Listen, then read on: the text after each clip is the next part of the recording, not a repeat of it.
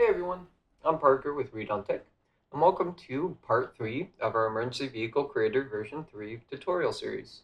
In this video, we will be going over the basic usage of sirens, and unlike all the other videos, this one will be very simple and quick.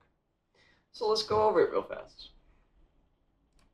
So the first thing you're going to want to do is actually not open the plugin like I was about to do, but we're going to go to the vehicle that we've installed the plugin on, whether or not that be a previous vehicle that we've converted, our own outfitted vehicle, or in this case, a customized vehicle from the vehicle customizer, and we'll see this little thing that says Sirens location.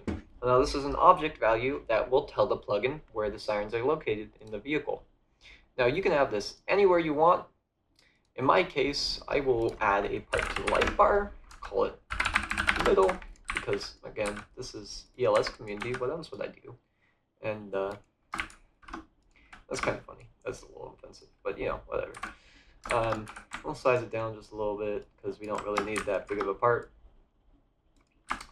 And to make sure it's anchored, and then simply I'm going to add the sirens I want to it, which are going to be my horn, priority, whale, and yelp.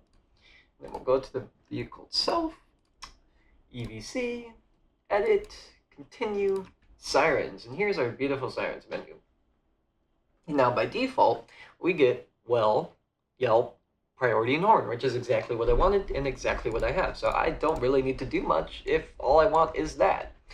But if you want another siren, you're going to put the new siren name in there. Say, for example, you want a high-low. You're going to add it in there, add it. And you can set its type. In my case, if you have a high-low, it'd probably be siren. You probably want it to override other sounds. You might want its keybind to be like you or something. And maybe you don't want a secondary keybind, so we won't do a secondary keybind. But that's basically, it's pretty self-explanatory. Now, this option right here, overrides other sounds, is basically just a way of saying, no, I want this sound to play on top with the other ones. So if you, for example, have two siren boxes on your vehicle, you may want your horn to play simultaneously, which is what I'll demonstrate here, is what I wanted to do. And now, for horns, you want to make sure that you have the siren type set to hold.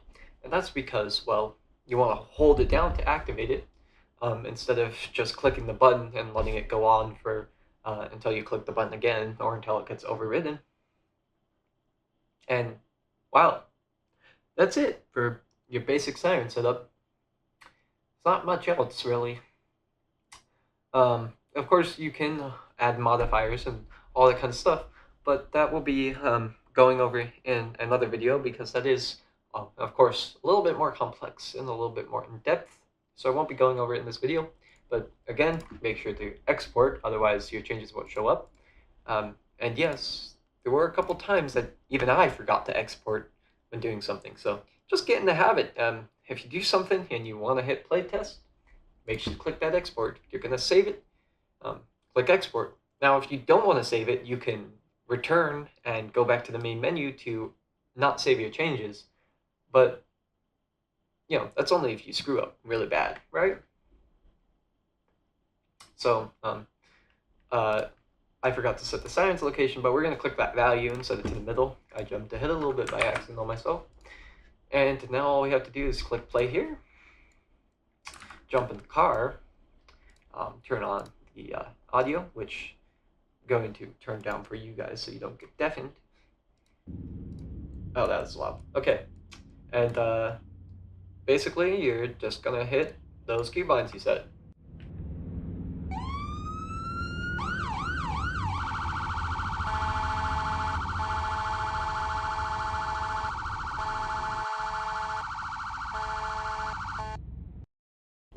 And like you could see there, when I used the horn, because I had it set to play simultaneously, it didn't override other sounds.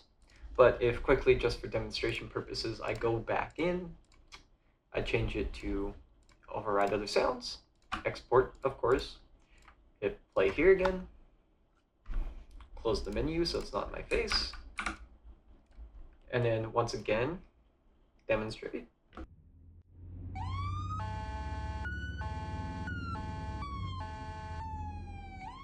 you can see how instead it was overriding the sound instead of just playing alongside it. That is basic usage of sirens. Modifiers, once again, are more complex, and we will go over them in a future video. So that's all. I'll see you guys all in the next video. Bye.